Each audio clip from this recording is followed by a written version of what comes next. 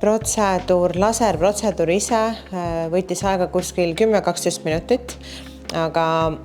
laser tegi tööd, ma arvan, selline 10 sekundit. 12-15 tundi pärast operatsiooni, et ma nägin kaugele juba väga hästi ja lähedale ka juba okeilt, et pärast siis hommikust silmakontrolli kirurg ütles mulle, et mul on üle keskmise juba taastunud, üle keskmise paremini kui tavaliselt, et ma juba näen väga hästi. Ja mu esimene mõte hommikul, kui ma läksin hommikusööki sööma,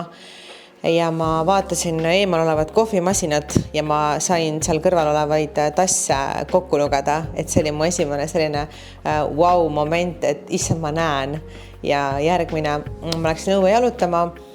ja ma nägin maju, ma nägin silte, ma sain lugeda, et siis ma lihtsalt naeratasin ja kõndisin mööda tänavat, et inimesed võib-olla vaatasid, et ma olen natukene imelik, aga jah, sellised 2 hetke juba tänasest hommikust, kuigi mul on väga vähe veel operatsioonist möödas, aga juba ma sain aru, et mu elu on muutunud.